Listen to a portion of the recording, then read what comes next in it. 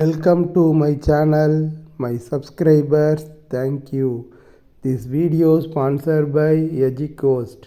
EduCoast online classes, EduCoast digital marketing, EduCoast medical coding, EduCoast. The struggle to find courses that truly speak your language, it's finally over. Welcome to EduQuest, where learning is made just for you.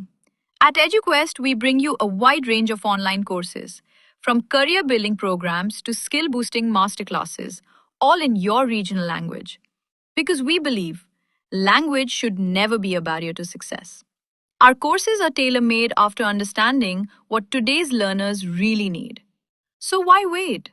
Start learning the smarter, simpler way only with EduQuest. Visit eduquest.courses and explore your next course today. And hey, don't miss out on our exciting offers and promotions. My சேனலை like பண்ணுங்க, subscribe பண்ணுங்க, bell ஐக்கானை தட்டி விடுங்க. YouTube சம்பிரதாயம். குட்டையாக தேங்கிவிடக்கூடாது ஒரு நிறுவனம்.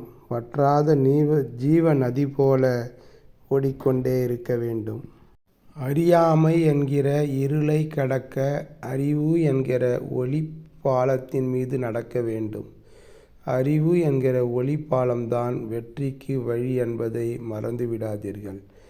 வெற்றி பாதையில் நடப்பதற்கு உங்கள் அறிவு கண்களில் ஒளி வீச வேண்டும்.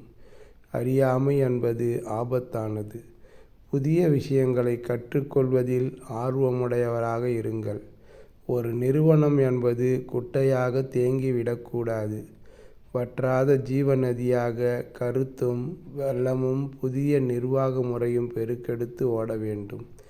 விஞ்ஞானம் மற்றும் தொழில்நுட்ப வளர்ச்சிக்கு ஏற்றவாறு நிறுவனத்தின் மேலாண்மையில் மாற்றங்கள் வந்த வண்ணம் இருக்கும்.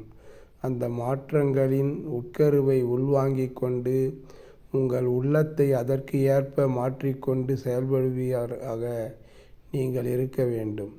நிர்வாக அமைப்பு, அணுகுமுறை, தொழில்நுட்பம் போன்றவற்றின் மாற்றத்திற்கு ஏற்ப நிறுவனத்தில் நேர்முக மாற்றத்தை தோற்றுவிக்கும் சிந்தனையாளராக நீங்கள் விளங்க வேண்டும்.